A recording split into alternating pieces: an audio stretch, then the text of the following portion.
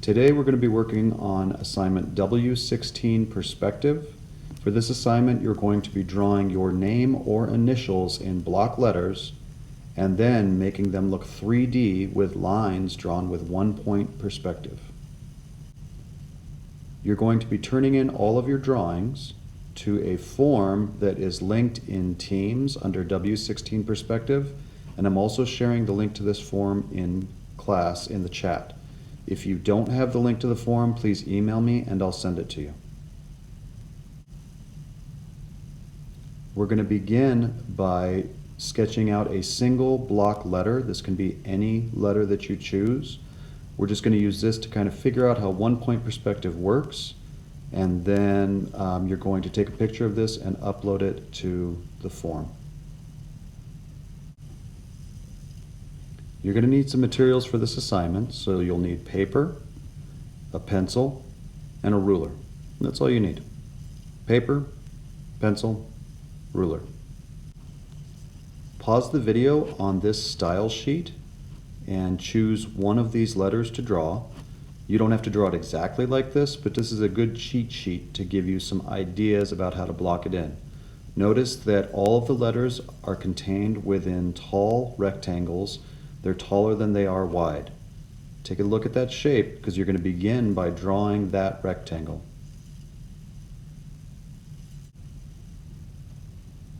Start off by drawing your rectangle.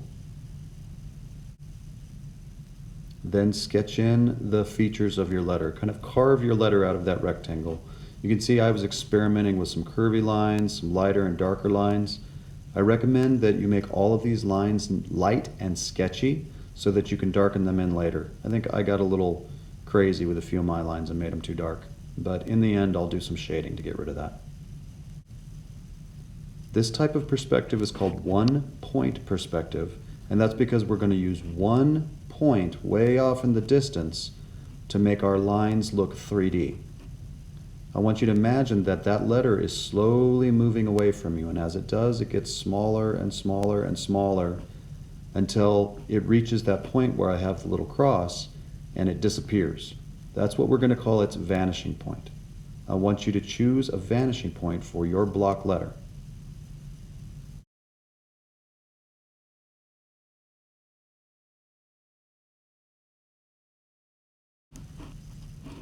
You're going to use your ruler to trace a line from each corner back to the vanishing point.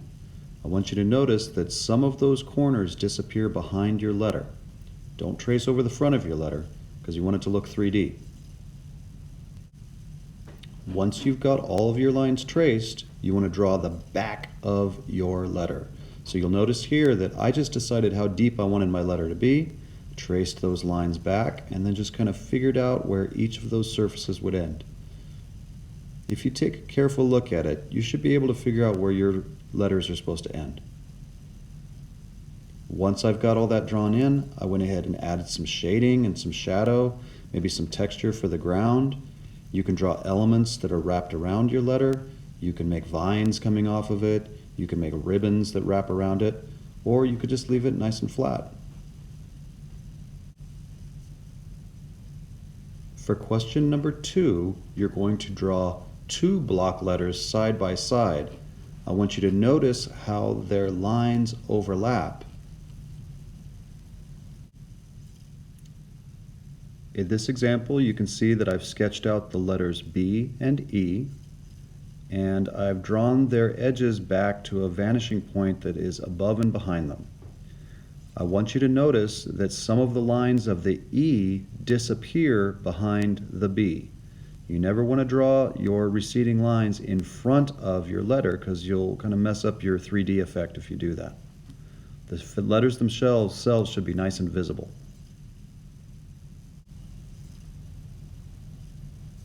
In this example, I've chose the letter A and the letter S.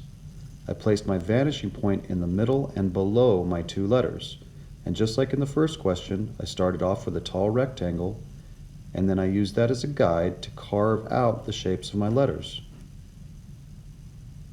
From each corner, I trace a line back to my vanishing point. Notice the curved edges of the S.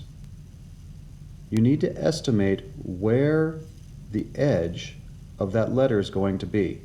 But remember, you can't draw a line that goes over the face of the S. So you want to find the last line that you can draw before it goes over the face of the S. I think with a little practice, you guys can figure that out. Finally, you're going to find the back edges of your letter.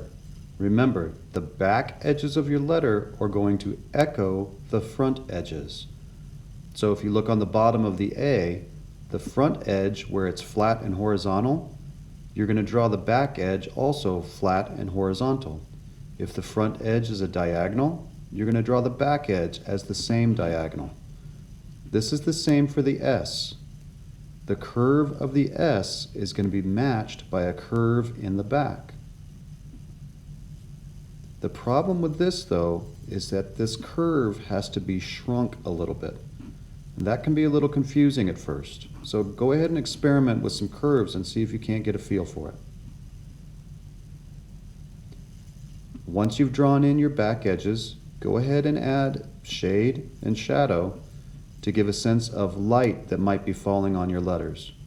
Remember our exercises with boxes, pyramids, cylinders, cones, and ribbons, and this should help you to kind of figure this out.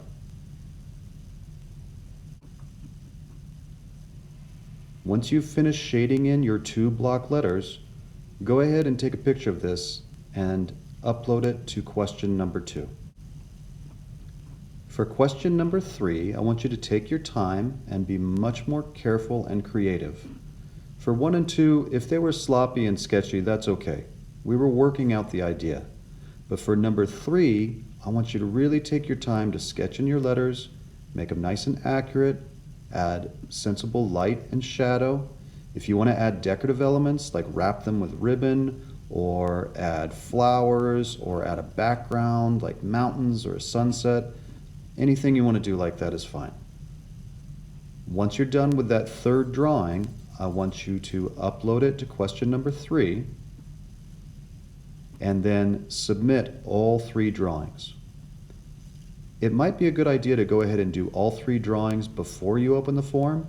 That way you can do your photographs and upload them and submit them all in a short amount of time.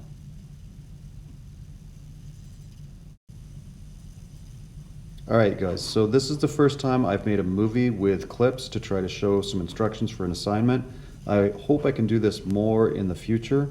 Clips is a program that you can download from the manager, and we might use it later on for different projects. You can also use it for animation, as well as doing like how-to videos like this.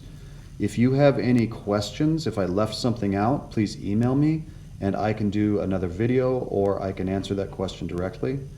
Otherwise, I could look forward to seeing your awesome name and initial drawings. Remember, those of you with paints, paint them. No problem with that. Those of you that are doing collage, do you think you could do this with collage? Those of you that are doing Lego, I'm not sure how you could do this in Lego. Maybe you can figure something out.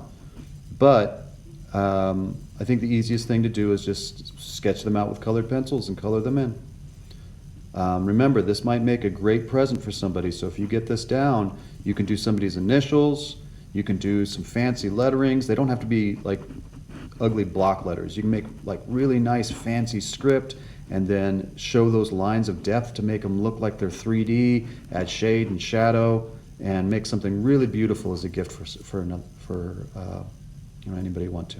All right? You guys have a good day. I'll talk to you later.